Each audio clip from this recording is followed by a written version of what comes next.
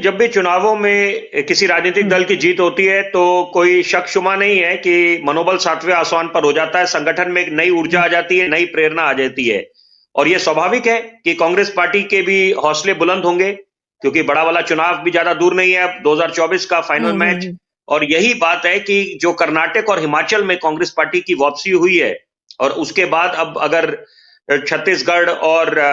तेलंगाना में कांग्रेस पार्टी आती है, तो ये एक बहुत अच्छा संकेत है, क्योंकि जो लोग ये कह रहे थे कि एक कांग्रेस पार्टी की ऑबिचुरी लिख देंगे, तो वो तो सरासर कभी भी आप किसी राजनीतिक दल की किसी की ऑबिचुरी नहीं लिख सकते। तो ये तो बिल्कुल ही बेतुकी बात है। लेकिन यहाँ पर अच्छी बात है कि एक मनोबल सातवें आसमान पर जाएगा। लेकिन साथ-साथ मैं एक ज़रूरी बात इसमें जोड़ना चाहूँगा, क्योंकि अभी मैं जो मेरे से पहले प्रवक्ता बात कर रहे थे, कि हुँ, देखिए हुँ, जो हुँ, अगर एक नई ऊर्जा आती है,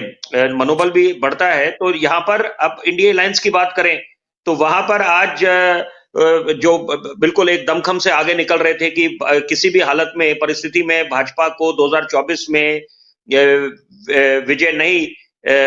देने देंगे, और मोदी को वापस ही नहीं करने देंगे, प्रधानमंत्री बनने नहीं देंगे। तो यहाँ पर आज खास तौर पे आम आदमी पार्टी, क्योंकि जब से उनको राष्ट्रीय स्तर का ओहदा मिला है, तो आज वो भी हताश होंगे, क्योंकि ये जो नतीजे सामने आ रहे हैं, क्योंकि एक तरफ ये आरोप लग रहे हैं भाजपा पे कि वो जांच एजेंसियों का दुरुपयोग कर रहे हैं, और तो ये मुझे लगता है आज सबकी पैनी नजर होगी आज के चुनावी नतीजों पे, क्योंकि ये नहीं कह सकते कि कहने को आमने सामने भाजपा और कांग्रेस है, मध्य हुँ, प्रदेश, छत्तीसगढ़, राजस्थान में, तेलंगाना में तो चलो अलग एक टक्कर है वहां पर, कि बीआरएस है, कांग्रेस है, भाजपा है, हुँ, असदुद्दीन ओवैसी की पार्टी है। लेकिन यहाँ पर सबसे बड़ी बात है कि जो नतीजे आ रहे हैं, तो उस पे हौसला अफजाई भी होगी, जो राजनीतिक दल बाजी मारेगी। और साथ साथ सबसे ये बात समझने की आवश्यकता है कि जो आपकी योजनाएं हैं,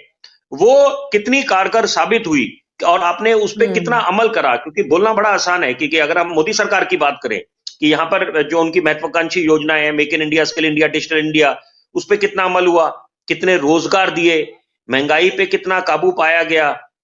तो ये सारी बातें, और वो दौर निकल गया जब राज्य चुनाव,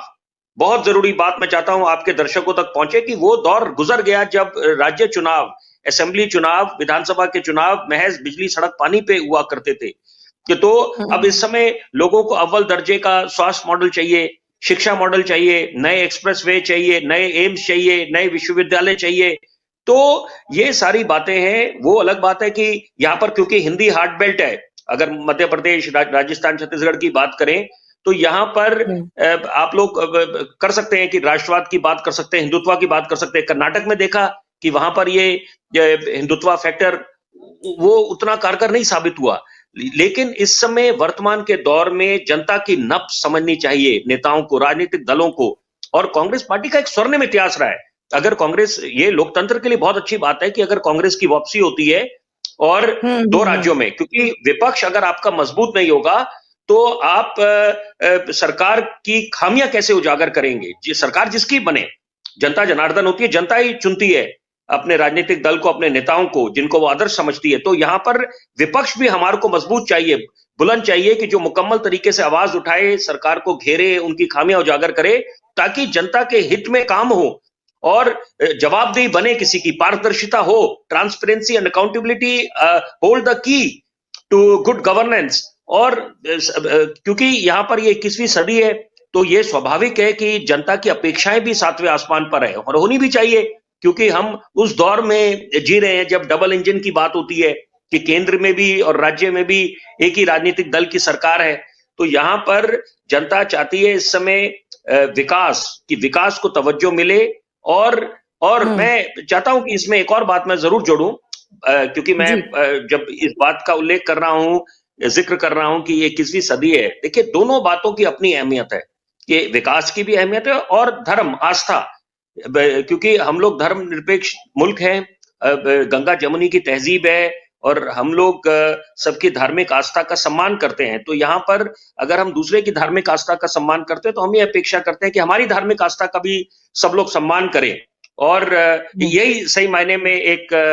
सेक्युलरिज्म की परिभाषा है। और सबसे बड़ी बात है कि यहाँ पर उसकी अहमियत रहने वाली है, धर्म आस्था की। हम लोग देख रहे हैं कि अब राम मंदिर के दर्शन